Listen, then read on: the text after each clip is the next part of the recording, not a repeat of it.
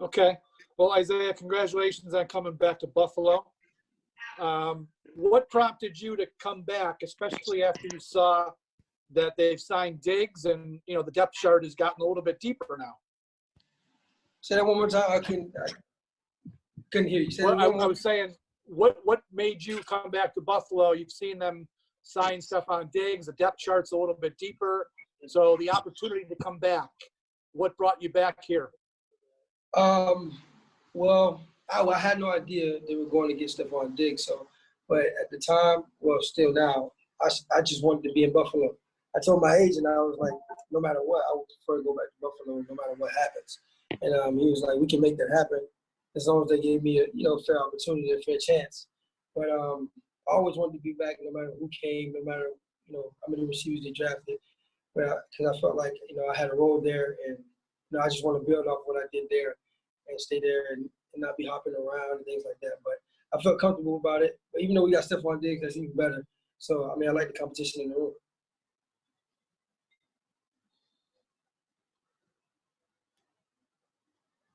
Go ahead, Skursky.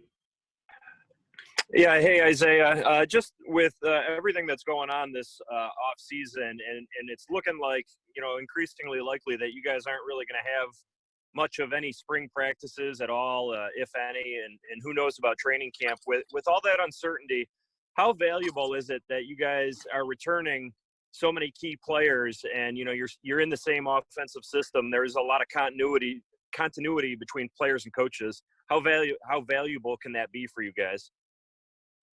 That means we have to step on everybody else that has guys that has they have more new guys than we have, and if we can meet over the phone and over and on video and things like that, that'll give us a better chance, give us an upper hand on everybody else, because everybody's familiar with the offense, defense, things like that. Not too many players are gone. Most players are mostly back and things like that. So I feel like even though with everything going on, if we just stay, communicate with each other and stay intact with everything, just communicating is the big key right now, because we can't physically be there. Communication is a big key. So if we keep doing that, then we'll be just fine. Isaiah, Sal Capaccio, WGR, welcome back to Buffalo. And when this whole process started, you were a restricted free agent. The team elected not to give you the qualifying offer. Did you think maybe that meant you weren't coming back, or did you have discussions with the team about how this would ultimately play out, and that's exactly what happened? Say that one more time. When the season was over, you were going to be a restricted free agent, obviously. Mm-hmm. The team didn't give you the qualifying offer to make sure they locked you up, but that allowed you to be an unrestricted free agent. Did you expect that? Did you guys have those conversations that was what was going to happen? No, I didn't. We didn't. Me and my agent talked about it. We talked about two different scenarios, one being tender, one not being tender. So, either way, I told him, I was like, I want to be a Buffalo Bill. So he said, he told me during the combine process that I wasn't being tendered. So I knew that. And I was like, so are they going to give me an offer? And then the other teams came along, they gave me an offer, and Buffalo gave me a better offer and things like that. So I was like, might as well just go back to Buffalo. I want to be there anyway, and I'm familiar with things, and I feel like I got a chance over there and things like that, and I just want to improve. So you did have offers from other teams. I just want to clarify. You did have offers from other teams, but you went, okay. Yeah. Thad Brown from WRC in Rochester. Can you talk about the difference in the wide receiver room from when you arrived in Buffalo in 2018 till what it'll be this year with all the talent that's there now? And then, additionally, when you guys get to the end, when it comes into training camp, you might have to let go of a pretty good player. A guy might not make the team. And then also, I just want to follow up. Tell me you wear that hat every day at home. I want to know that. I wear it every day at home. And when I'm outside and things like that, I just like to feel comfortable. That's the Floridian in me. I guess I just want to feel like I'm home. So I'm home, but, this hat makes it feel like I'm really home. But from 2018 till now, I feel like there's a big difference. There's a lot of competitors in the room. There's a lot of competition. There's a lot of great guys in the room as well. But coming in 2018, the room's kind of sluggish and things like that. We had talent here. We had a little bit of laziness here and things like that. So the next year, Cole Beasley and John Brown came in. They changed the whole atmosphere of the room. Everybody else behind, all the young guys that came with them, we just worked behind them. And, we just, we knew what we had to do to be better. And they brought that to the room and things like that. Now this year, Stephon Diggs coming in and John Brown getting that great season under his belt, and Cole Beasley having a great season. Me getting to play in the offense and being productive, and the rest of the guys, Duke Williams and Rob Foster. Now we all know what it takes. We all just got to build off that and what we did last year, things like that. So I feel like, from 2018 to now, it's gotten way better.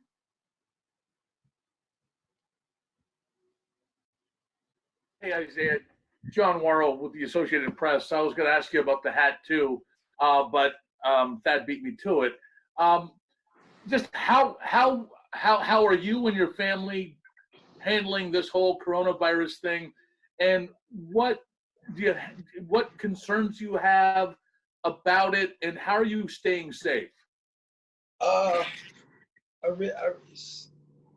me, I really don't have any concerns. Yeah, like I try to stay healthy as possible. I work out every day and things like that. With my family, I only can tell them so much. The world can only tell them so much. Stay inside, stay awake, stay safe, wash your hands and things like that. But other than that, for me, when I told myself, I was like, if I get the virus, I get the virus. It's because I can't stop everything that happens. I can wash my hands, I can do all the right things, but if I still catch it, then I just got it. I got to deal with it. But with my family and things like that, I tell them, do everything you can to prevent it. But if you get it, you still got to, now you got to do everything to not give it to anyone else. But other than that, everybody's just been staying away, staying inside, and things like that. But I still work out every day. I still eat right. I still wash my hands, things like that. But there's nothing really I can do. Just do the right things to prevent it. Thanks. What's up, Isaiah? It's Matt Perino from Syracuse.com. Obviously, with this situation, we don't really – there's no end in sight right now. So it's kind of tough to predict what's going to happen over the next couple months. But if there's no spring practices and maybe even a shorter training camp, how does that impact you guys? Because I feel like that's a big part of not only the on-field stuff, but the team building as well. I would say as for a player – it can go good, it can go bad. It can go either way. If you're not doing the right things, even though we're stuck inside and things like that, there's other things you can do to stay in shape and things like that. But for a guy that's trying to make the team, you just gotta work out. You gotta work out when you can. You gotta do everything the right way. So when you get into this short camp or straight to preseason or whatever happens, that you're ready to go.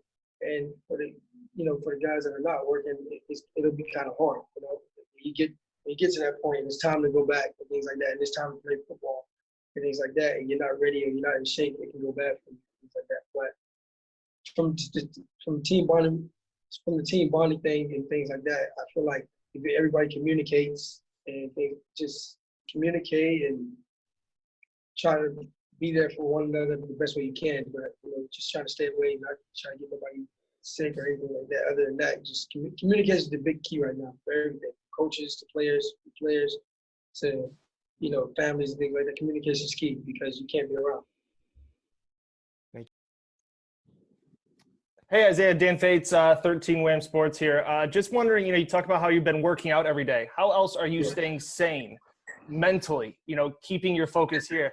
And I got to ask, how much Fortnite are you playing during a time like this? A lot of Fortnite. I actually bought a lot of Nerf guns so I can play inside the house and things like that. So we can play Nerf wars in the house and things like that. But I feel like this is what I do every day anyway. I go home, I go out, I work out on the field, I work out with my trainer, I come back home. There's really not much to do. I say this every off season. I'm like, all my friends have real jobs. So every day they go to work and every day I just work out and come home. So I feel like my friends are at work, so I only see them after 5 o'clock. So I'm always here until 5 o'clock until somebody wants to come over, things like that. So this quarantine thing is not really new to me. I feel like I've been doing it every season because, I got real friends that just work 9 to 5 and things like that, and I have a whole off season. So this is not bad for me. I've just been working out every day in the morning, so the park people won't kick us off the park. And then we work out at our trainer's house, so it's been easy. Hey, Isaiah, it's Josh Reed with the CBS station here in Buffalo. You're going to have a group of rookies that are going to get drafted and coming into the league, and you're going to have a group of veterans trying to hold those rookies off and keep their jobs. How much of an advantage is it if it is a shortened spring and there's fewer maybe preseason games? How much of an advantage is it for a veteran versus a rookie trying to come in and kind of earn a job? Well, for a veteran, I mean, he already knows what he has to do. I mean, if he's been there for a while, then he already knows, the plays, certain things to do, how to take care of his body and things like that. And then for a rookie that's coming in, you got to catch on fast. You got to learn the plays fast. You got to play fast. There's a lot of thinking when it's a short time. So, for a rookie, you just got to learn it faster than others. But for a veteran, he's kind of already, he just can't keep complacent because complacency can be the deciding factor, and being complacent, even though you know the plays and you're healthy and things like that, you still can't, you can't take a day off because that rookie's trying to, now the rookie has to study each and every day, study even harder, play even faster, play harder and things like that. And if the rookie's showing effort and he's showing he can get the job done in a short period of time, then they might keep the rookie instead of, the veteran. So, you just can't get complacent. Isaiah, Thad Brown in Rochester. Again, you talked about the importance of keeping up communication these days. Can you describe what kind of communication you guys are having? Is it mostly just fun, keeping in touch? Is it some business related? Are you talking to coaches? What is the intra-team communication like right now? Right now, it's just been, phone calls, see how everybody's doing and things like that. But tomorrow we'll have our first meeting with our position coaches and things like that. So I'm pretty sure, things are gonna, rev up. We're gonna start having Zoom meetings and things like that, on the phone meeting. We kind of text and things like that, but it's nothing serious now. But I feel like after tomorrow, things will get more serious and we'll start FaceTiming more and talking about more football things like that until it's time to go back. Do you have a schedule? Like, do you have a plan of meetings that you have to attend over the next few days, or are you guys kind of just taking it day by day right now? Well, just tomorrow, our first meeting will be at 2:00 with our position coaches and things like that. But other than that, I don't know anything else. Hey, Isaiah, Sal Capaccio again. First of all, where are you? Are you in Miami? Are you in Georgia? Where are you? I'm Miami. Miami. I know that's where you're from. How much have you paid attention to the NFL offseason now that, you're home and you're surrounded by all the media and TV coverage and especially the Tom Brady situation? What's going on? How much have you paid attention to that? And what are your feelings about, Brady after 20 years not being in the AFC East? I paid attention to a few things. This is my first time, being a free agent. So I paid attention to that. Who's signing where and things like that. When I wasn't a free agent or when I was in college, I didn't really pay attention to it. I didn't really understand it as much now as I understand it now. But the Brady situation, I cheered because he's a great player. You can't take it away from him. Just him, leaving and giving, now that our team is stacked and we've given him the last 2 years, we've been giving him a run for his money. But now that he's gone, it's going to be kind of the Bills' time to take over and things like that. So, I like it. Hey, Isaiah, it's Adam Bonini, WGRZ in Buffalo. Right along those lines, I was just going to ask you, a lot of people are picking you guys now to be the favorites in the AFC East. When you hear that, what do you think? It's possible, very possible. Last year was possible. Each and every year is possible. It's a possible thought, you know what I'm saying? But now, what we did last year, we just got to build off that.